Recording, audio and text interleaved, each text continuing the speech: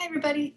In this video, we are going to start chapter 3 in our journey in, studying derivatives and all the cool things that it can tell us. And in chapter 3, we're going to shift our focus a little bit into just basically using the derivative more and seeing what more it can tell us about a function. So in chapter 2, we spent a lot of time kind of just finding derivatives, making sure that we could do the procedures and understand the various kinds of functions that we can find the derivative of using our different rules, like the product rule, the quotient rule, the simple power rule, the general power rule, the constant rule, right? All of those kinds of rules that we have for finding the derivative. We practiced a lot of, time. We spent a lot of time finding derivatives. We did look at a little bit of applications in terms of physics and economics. And in this chapter, we're going to kind of step back a little bit and still, well, not get to applications just yet. We want to kind of go a little bit further into what the derivative can tell us about the graph of the function. So our goal in the first section, in section 3.1, which is all about increasing and decreasing, is to basically just focus in on the derivative, the first derivative, f prime of x, and see what that can tell us about the original function, f of x. So we know so far that the graphical purpose of the derivative of a function is that it gives us the formula for the slope of the tangent line to that curve at any point that we want to plug in. Okay, so it's not the slope itself, but it's a formula for slope.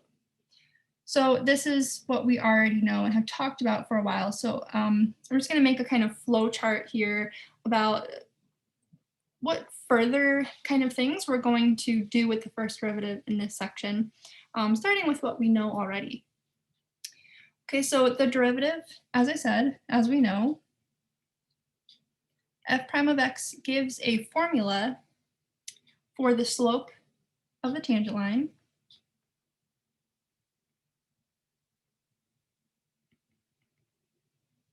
to the original function f of x, or the graph of it, at any x value, or at any point on the curve. So far what we've done with that is we have plugged in an x value and we've found the slope. We've basically chosen a point, found the slope of the tangent line at that point, maybe even sketched it in, found an equation for it. And we've also found where the tangent line is horizontal. This is really focusing in on like particular x values. We want to like kind of broaden our scope a little bit and look at maybe all of the x values at once, in a sense, and generalize what the derivative can tell us about the shape of a function. So in particular, increasing and decreasing, going up or down. Okay, so to expand this just a little bit, we could say that f prime of x tells us if the original function, f of x, is going up, down, or staying the same, because slope is a measure of that, right? Positive slope goes up left to right, negative slope goes down left to right, zero slope stays the same. So the derivative tells us if the original function is going up, down, or staying the same.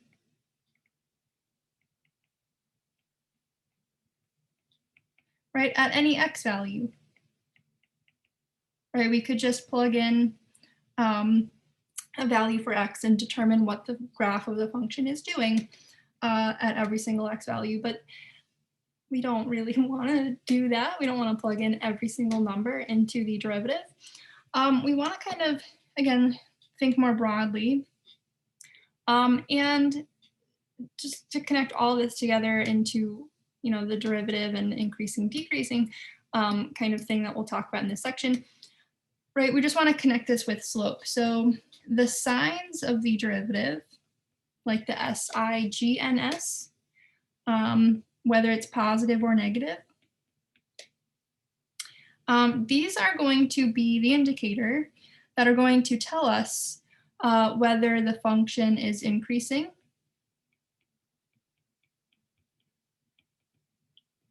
decreasing, or staying the same,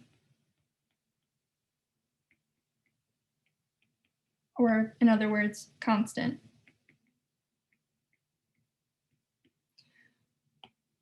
Okay, so this is going to be the huge kind of idea in this section, is that if we can look at the sign of the derivative at various places, that's going to tell us the information that we're looking for here. So let's just look at little pieces of graphs here to kind of get a sense of how this is all connected, maybe convince you of the major idea in this section. So on the first graph on the left, we have a little snippet of a graph that's going up from left to right, right? We always talk about a function's behavior as you go from left to right, so as you increase x. So as you increase x on the graph, the y values are going upwards. And so we would say that this function is increasing. I don't know what it's doing outside of this range of x values that we've got here from a to b. So we would call this or describe this as on the interval from a to b. And we would have an open interval here. The function f of x is increasing. Right, I think we can all agree that that's the case, like just by looking at it, there's no, debating this. Now, if you're kind of confused about why we have these open, we're not including the endpoints, right? Because it's kind of, it's filled in here. So why aren't we including A and B?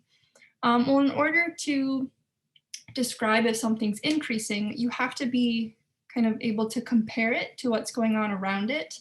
And at A, I don't know what's happening. Like the graph could actually be, coming, like not increasing from the left of it or something like that. And I don't know what's going on after B. So we just don't include the endpoints of the interval ever when we're talking about increasing and decreasing. So we want to get calculus involved. So if we just sketch in some tangent lines, right, because the derivative tells us the slope, you can just see that, if we sketch in a tangent line here, just a little piece of one, maybe it'll look, it's not a great one, maybe it'll look something like that-ish. This line has positive slope. Okay, if we look at another point in that interval, like maybe here, and we sketch in a little piece of a tangent line, that's also going to have positive slope. It's a different slope than the previous one, but it's positive.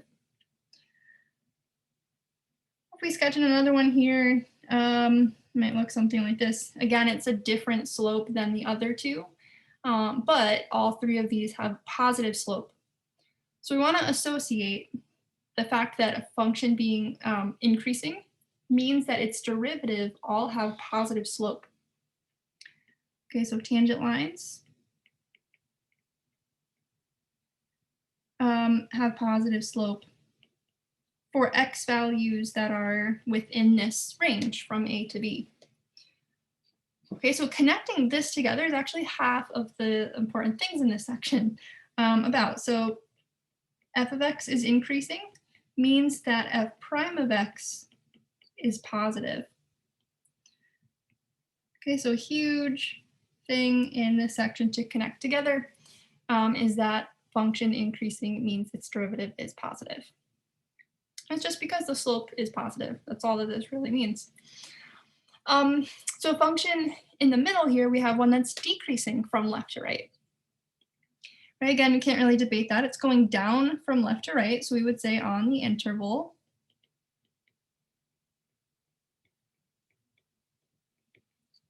again, open interval from a to b, from x equals a to x equals b, the function f of x is decreasing. Now, if we sketch in some tangent lines in the same way that we just did in the other graph, just pick a few points here. There's an x value that's between a and b.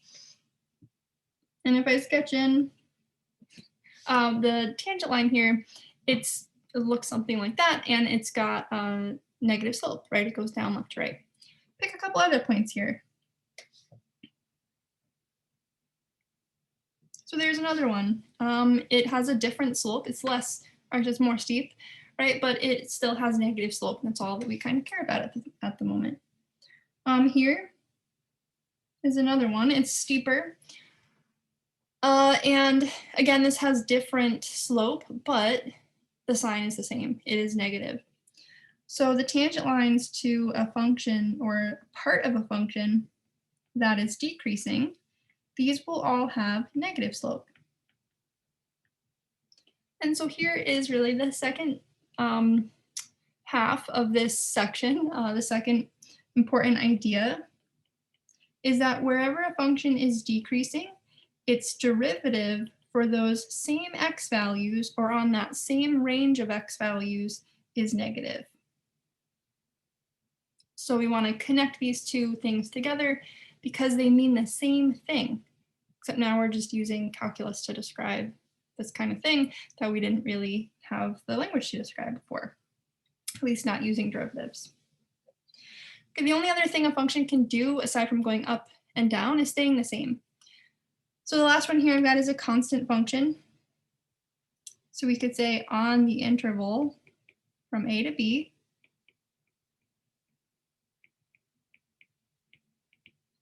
this function here is constant. And if you sketch in any tangent line to the graph here at any point between a and b, like right here, right, well, I mean, this is a line. So the tangent line to a line itself is just the line. It's just the same line here. So at every single point, it's really hard to draw because they're just overlapping. The tangent line will just be horizontal. So horizontal lines all have zero slope. I'm not saying that they don't have a slope. I'm saying that their value of the slope is zero.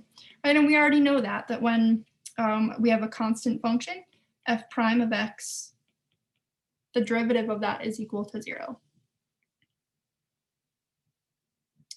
Okay, so again, these things in these three boxes, okay, this purple box, this green box, and this orange box, these are the things that we want to be connecting together in this section, because this is really the gist of it, aside from kind of practicing a little bit of the algebra about how to go about finding this, aside from just graphically.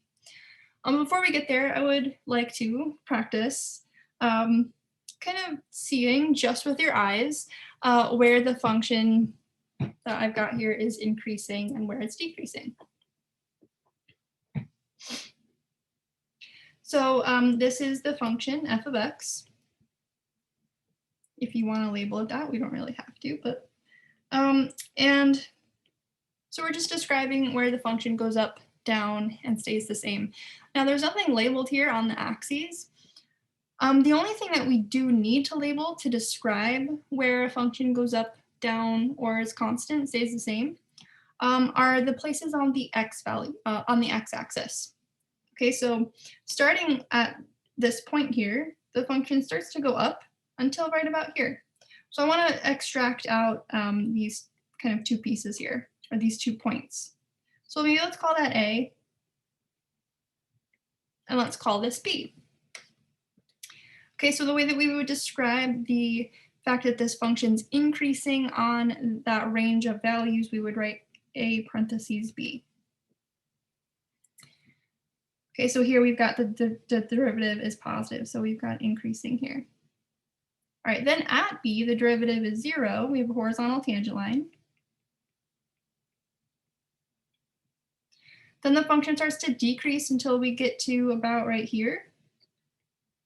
So let's call that C. So we'd say the function's decreasing from B to C, right? It's going down between B and C. Then it starts to go up again until we get to about here. Okay, and right where it switches, you notice that at that point, the tangent line is horizontal. So at C, the derivative is equal to 0 there.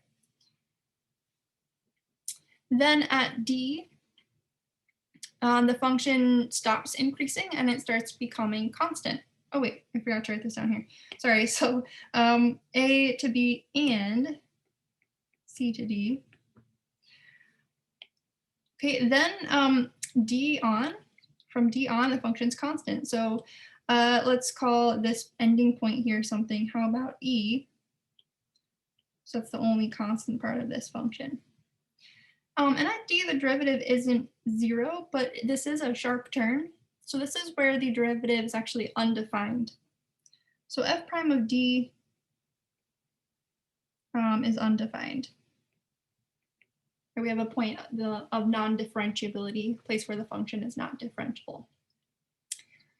Okay, I've got one more kind of crazy looking function for us to look at and kind of just pinpoint out where the function's increasing and decreasing. So I'd like you to pause this video, make a sketch of the graph of this function here, and then see if you can yourself find where the function's increasing, decreasing, and constant. And you might need to put in some letters just like we did before. Okay, so I would start, we start with 0, right? And then the function's going up till about here. So I'd call this something. Probably we'll call it a. And so the function is increasing from 0 to a. So let's write that down. Then the function starts to decrease from a to about here. So let's call that something. Let's call that b. And I guess let's record that. So we've got decreasing from a to b. And before we get any too further, let's just kind of start thinking about what's going on at A and what's going on at B. So maybe my B isn't exactly in the right spot here. It's kind of more like right here-ish. Oops. So right at B, we've got a horizontal tangent line. So at B, the function's derivative value is equal to 0 here. But that's not the case at A. Right, we've got a sharp turn again, or kind of a cusp. So this is a point where the function's not differentiable.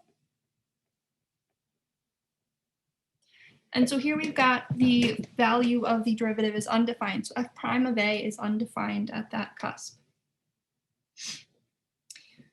Okay, moving along, the function's increasing here. It has positive slope. And then there's a point right here where the tangent line, at least I intended for it to be, is actually vertical at a single point. Because vertical lines don't have slope, these actually have no slope or undefined slope, we can't say that the function's increasing at that point because we need the slope to be positive there. So we want to kind of take that point out of our interval. So let's maybe call this C. Okay, so here we've got a vertical tangent line. And so again, the slope will be undefined. So f prime of C will be undefined. Okay, but the function is increasing from B to C. So let's include that in our interval, B to C. All right, then the function goes up till we get about here. And so let's call that something. All right, let's call that D. So we want to also include that. So we'll say union C to D. And of course at D, this is a nice place where there is a slope and the slope is actually 0. So here we've got f prime of D equals 0. Then the function turns around and starts to decrease from D, well, all the way to as close as we can get to this vertical asymptote here. So let's actually label that point. We call that E. So the function will be decreasing from D up until E. And if we think about what the derivative at E is doing, well, this is another point where the function is not differentiable because we have a discontinuity there, right? So we could say f prime of E is undefined.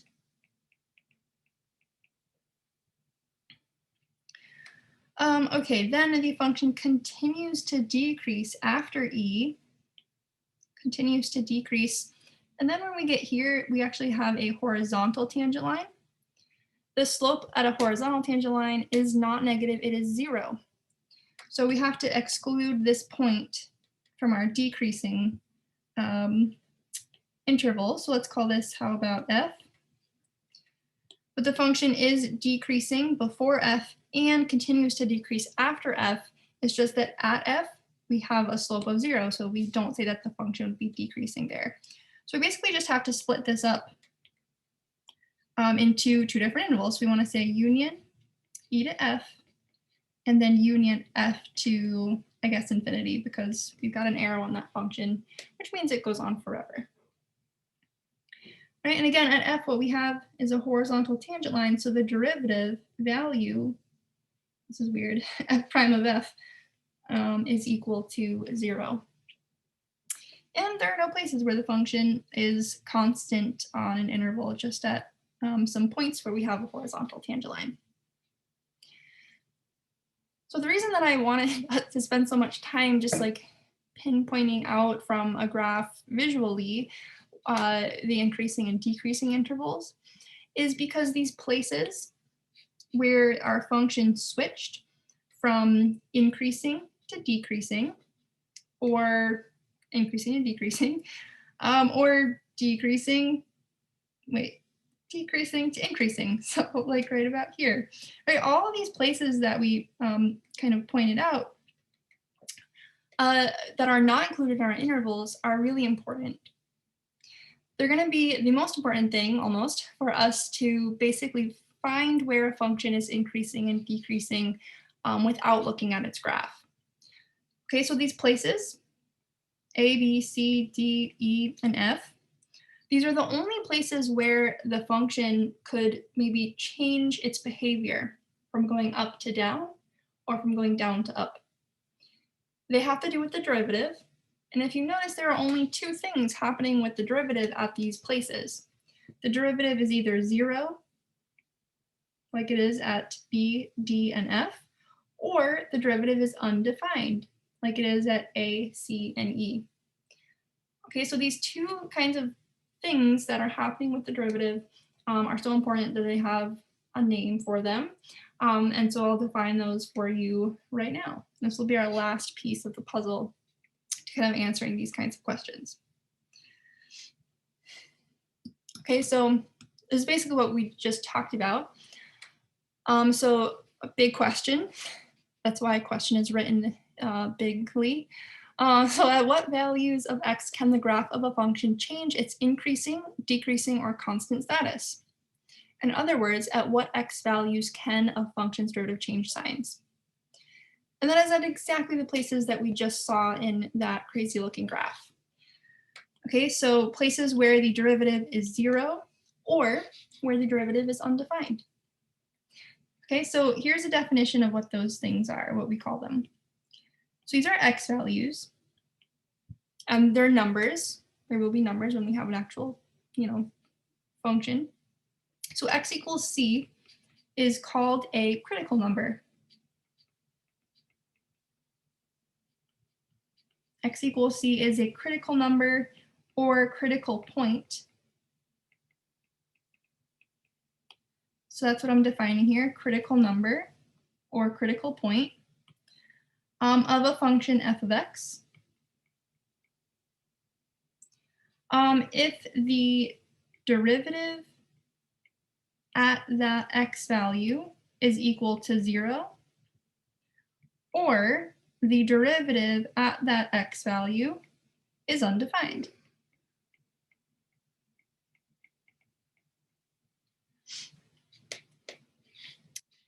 So graphically, right, this would mean we have a horizontal tangent line. So the function could change its behavior. It could turn around. That's basically, it could be what's called a turning point. The undefined part means that we could have a cusp or a sharp turn or a vertical asymptote or a discontinuity or a break in the graph. And after something like that, the function could also change its behavior. Algebraically, this one's not, this one's pretty straightforward. Just set the derivative equal to 0. This one, We have to think about what undefined means in terms of numbers and algebra. So the only time something can be undefined, well, yeah, kind of, is when the bottom of a fraction is 0. So if we're finding when something is undefined, this would be when the denominator of the derivative is equal to 0. Okay, now something to just point out from this definition, again, really drive in home why we care about these things, why they have such an important name, like critical number. That's a really important word. Again, it's because functions switch from increasing to decreasing, or vice versa.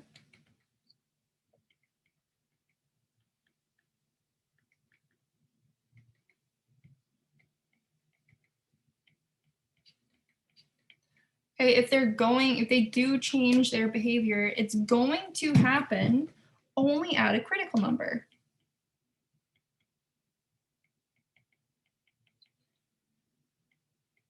So if you've got a function that changes going up to down or down to up, where it changed was 100% of the time a critical number.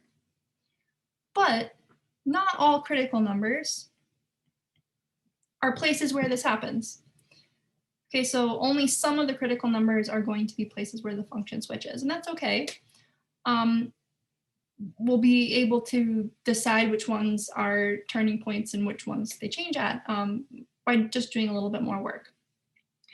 Okay, so functions switch from increasing to decreasing only at critical numbers, but not necessarily at all of them.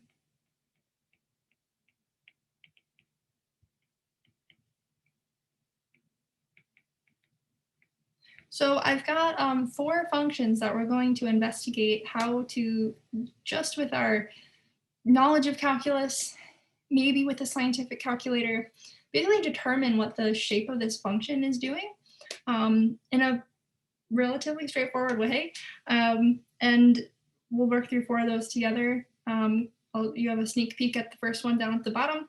Let this sink in and come back when you're ready to work on our first example together.